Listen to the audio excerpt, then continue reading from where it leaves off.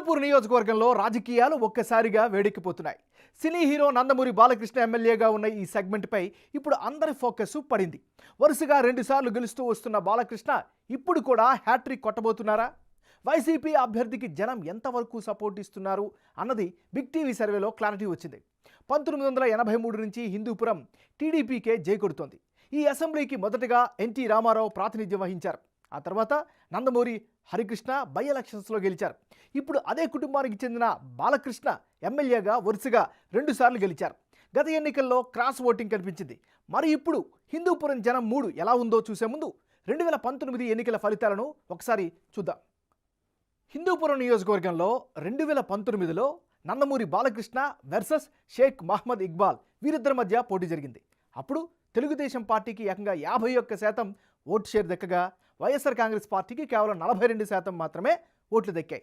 జనసేనకి 2%, ఇతరులకు 5% ఓట్లయితే 2019లో దక్కాయి. అంటే 2019 అసెంబ్లీ ఎన్నికల్లో హిందూపురం సెగ్మెంట్లో టీడీపీ సత్తా చాటింది. సినీ హీరో నందమూరి బాలకృష్ణ ఇక్కడి నుంచి బరిలో దిగి 51% ఓటు షేర్ సాధించారు. అదే సమయంలో వైసీపీ నుంచి చివరి నిమిషంలో టిక్కెట్ దక్కించుకుని పోటీ చేసిన retired IPS officer Sheikh Mohammed Iqbal 42% ఓట్లు రాబట్టగలిగారు. జనసేన 2% మాత్రమే ఓట్లు రాబట్టింది.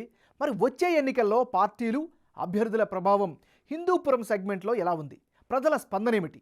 Big TV exclusive detailed election సర్వేలో వెల్లడైనటువంటి అభిప్రాయాలను ఇప్పుడు పరిశీలిద్దాం. అభ్యర్థుల వారీగా ఎవరి యొక్క బలాలేంటి, బలహీనతలేంటో పరిశీలిద్దాం. ముందుగా నందమూరి బాలకృష్ణ, ఈయనకు ఉండేటటువంటి ప్లస్ పాయింట్స్ ఏంటో కనుక పరిశీలిస్తే జగన్ వేవ్ ఉన్న సొంత ఇమేజ్తో గెలిచే అవకాశాలైతే కనిపిస్తున్నాయి. మరోవైపు ప్రజల్లో బాలకృష్ణకు చాలా మంచి పేరైతే కనిపిస్తుంది నియోజకవర్గపరంగా. ఇది కూడా ఆయనకి అదనపు ఆకర్షణగా సొంత నిధులతో అభివృద్ధి కార్యక్రమాలు చేయడం కూడా ఆయనకి కలిసి వచ్చేటటువంటి మరొక ఫ్యాక్టర్.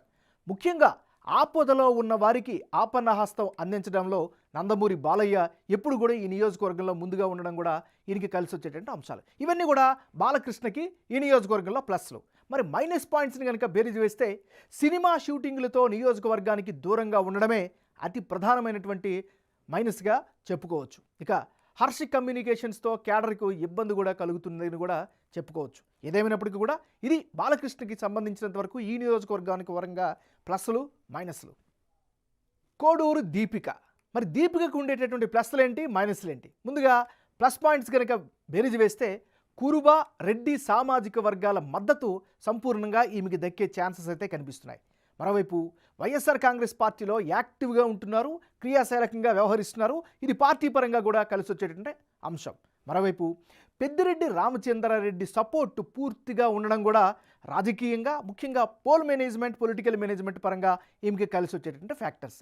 ఇవి దీపికకు ఉండేటటువంటి పాజిటివ్ అంశాలు. మరి కోడూరు దీపికకు ఈసారి మైనస్ అయ్యే అవకాశాలు ఉండేటువంటి పాయింట్స్ ఏంటి కనుక గమనిస్తే కొత్తగా నియోజకవర్గ ఇన్ఛార్జిగా బాధ్యతలు ఇవ్వడం వల్ల కాస్త మైనస్గా కనిపిస్తోంది. మరోవైపు క్యాడర్ అంతా కలిసి వస్తారా అనేటటువంటి అనుమానం కూడా సొంత పార్టీ నుంచే వెల్లువెత్తుతున్నటువంటి పరిస్థితి. ఇది ఈమెకు సంబంధించినంత వరకు ఉండేటువంటి ప్లస్లు, మైనస్లు. హిందూపురం నియోజకవర్గంలో అత్యంత కీలకమైనటువంటి ఎలిమెంట్ క్యాస్ట్ పాలిటిక్స్.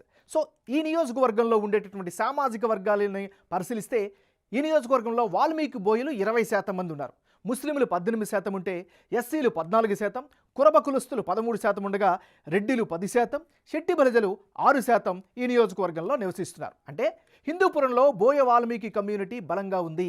ఇందులో వైసీపీకి 40% మంది, తెలుగుదేశం పార్టీకి 55%, జనసేనకు 5% మద్దతిస్తామని బిగ్ టీవీ ఎలక్షన్ సర్వేలో తమ అభిప్రాయంగా చెప్పారు.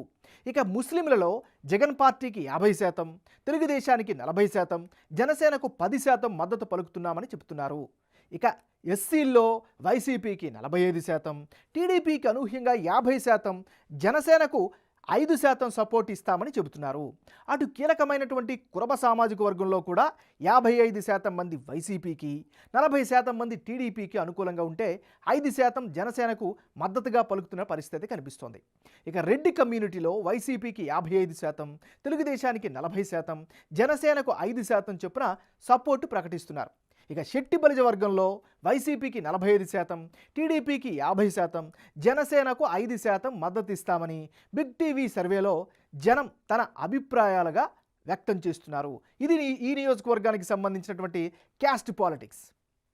ఈసారి ఎన్నికల్లో హిందూపురం నియోజకవర్గంలో ఎవరెవరు బరిలో దిగితే ఫలితాలు ఏ విధంగా ఉండే అవకాశం ఉందో ఒకసారి పరిశీలిద్దాం. ముందుగా నందమూరి బాలకృష్ణ వర్సెస్ కోడూరు దీపిక, వీళ్ళిద్దరి మధ్యనే గనక పోటీ జరిగితే అప్పుడు తెలుగుదేశం పార్టీకి ఏకంగా 56% ఓటు షేర్ దక్కే ఛాన్సెస్ కనిపిస్తున్నాయి.